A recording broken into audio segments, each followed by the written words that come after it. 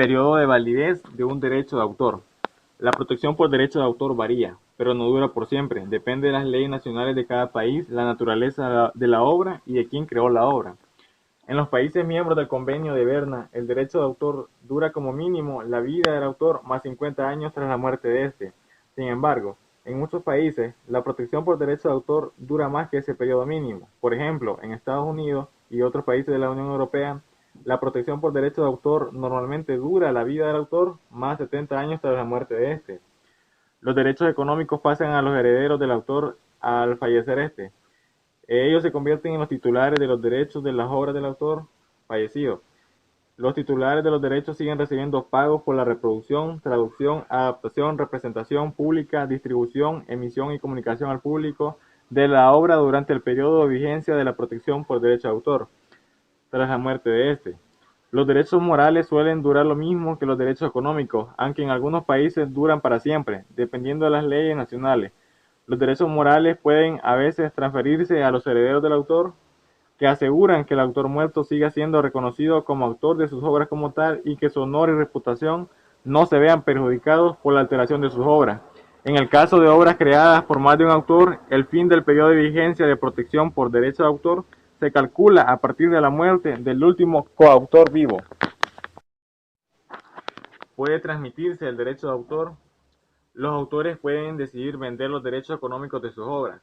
Vendiendo sus derechos, los autores pueden dedicarse plenamente a la creación de nuevas obras, mientras otras personas se encargan de la reproducción, traducción, adaptación y distribución de sus obras. A quienes compran los derechos económicos de los autores también se les llama titulares de los derechos. Los derechos morales son independientes de los derechos económicos y siempre permanecen con el autor. Incluso cuando se venden los derechos económicos, los autores que venden los derechos económicos de sus obras reciben un pago a cambio. Hay dos maneras de ceder los derechos económicos, las cuales son por cesiones y por licencia. La cesión es una manera de transferir uno o varios derechos económicos del autor para que la persona que adquiere los derechos se convierta en un nuevo titular del derecho de autor. No todos los países permiten este tipo de cesión. La concesión de licencia significa que el autor sigue siendo dueño de sus derechos económicos, pero que permite a quienes adquieren los derechos llevar a cabo ciertas acciones cubiertas por estos derechos durante un periodo limitado y para ciertos propósitos. La aplicación de los derechos de autor en Internet. Los derechos de autor están basados en dos, los cuales son los derechos económicos y los derechos morales. Los derechos económicos incluyen la parte de la distribución de las obras o la reproducción de las obras. Esto incluye todo tipo de reproducción, tales como las impresiones, las descargas, las cargas y el escaneo y todo aquel medio por el cual se pueda producir o originar una réplica exacta o igual del contenido de una obra, sea física o digital. La traducción de las obras a otros idiomas. Y también se incluye la distribución del contenido sin permiso del autor.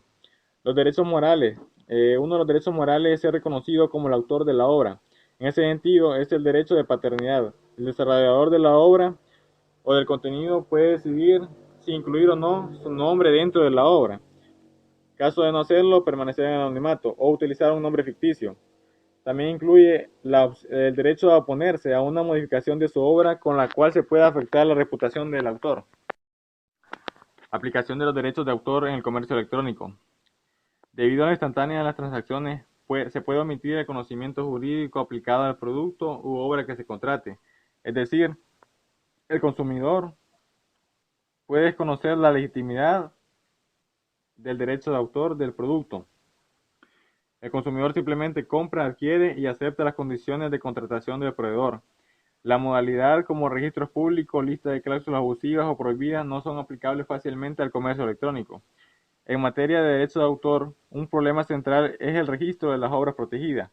Los derechos de autor nacen al momento de la creación, no requieren ningún registro legal y si éste se realiza es simplemente para efectos declaratorios o probatorios, en caso de surgir un litigio. Las oficinas nacionales de registros de derechos de autor mantienen esta información, la cual es además útil para saber quién es el titular de qué obra. En Internet, el volumen, la velocidad y el carácter internacional de la circulación de estas obras exigen nuevas formas de registro. La Organización Mundial de la Propiedad Intelectual ha planteado en respuesta la conformación de una red global de registros nacionales y regionales, públicos y privados, de derechos de autor. Mediante esta red sería posible para quien se haya interesado en usar obras protegidas en cualquier parte del mundo obtener ágilmente información sobre titulares, condiciones de licenciamiento y el licenciamiento del mismo. Un registro global de derechos de autor, por tanto, proveería información solo de aquellas obras registradas, pero no de todas las obras legalmente protegidas. Para ser efectivo, solo las obras inscritas en dicha red de registros deberían estar protegidas. De esta forma se plantea otra modificación estructural al derecho de autor, pues esta nacería al menos en cuanto a su circulación en la red o al Internet.